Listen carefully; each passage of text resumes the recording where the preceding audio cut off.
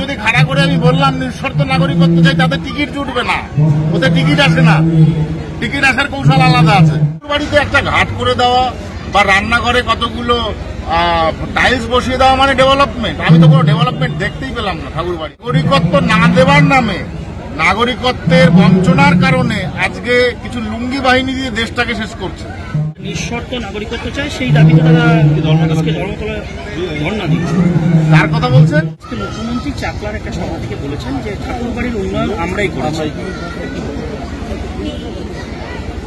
আমাকে একটা জবাব মুখ্যমন্ত্রী, আমার জবাব অবশ্য উনি কি দেবেন, উনি মানুষের জবাবই দিয়ে পারছেন না।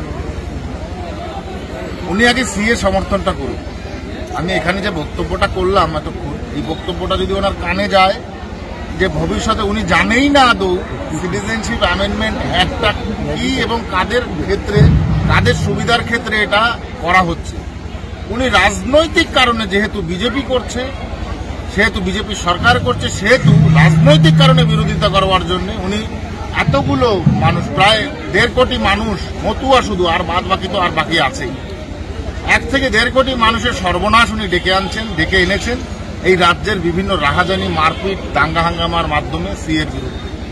ঠাকুরবাড়িতে একটা ঘাট করে দেওয়া বা রান্নাঘরে কতগুলো টাইলস বসিয়ে দেওয়া মানে ডেভেলপমেন্ট? আমি তো কোনো ডেভেলপমেন্ট দেখতেই পেলাম না ঠাকুরবাড়িতে। কোথায় টিএমসি ডেভেলপমেন্ট করলো? ধর্মাকে যে প্রতিশ্রুতি দিয়েছিলেন উনি, যে উনি সিএ করবেন, সিটিজেনশিপ অ্যামেন্ডমেন্ট অ্যাক্ট আনবেন, ওনার সাংসদরা সমর্থন করবেন, সবকিছু তো উল্টো দেখলাম আমরা। ওনার থেকে যে মুখ ফিরিয়ে নিয়ে গেছে বাংলায়, তার রাজনৈতিক পরিসংখ্যান যদি দেই, আজকে বিজেপি 77টা সিট এই কারণেই হয়েছে। অপোজিশন মুছে গেছে, বিজেপি অপোজিশন বলেছেন যে নাগরিকত্বের নামে সমাজকে বিভক্ত করবার একটা চেষ্টা করছে।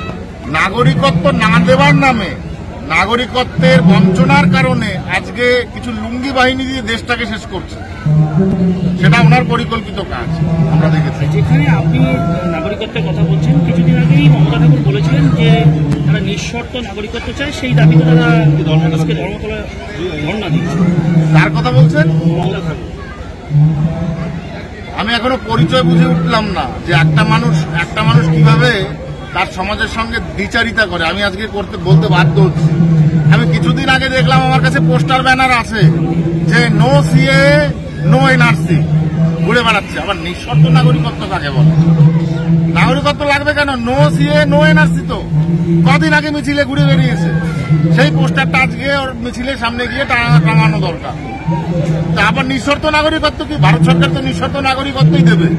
সেটা কি তাকে বলে দেবে বা কাউকে বলে দেবে? সে কিসের? ওই 10 জন লোক যদি খাড়া করে আমি বললাম নিঃশর্ত নাগরিকত্ব চাই, তাদের টিকিট জুটবে না, ওদের টিকিট আসে না। টিকিট আসার কৌশল আলাদা আছে।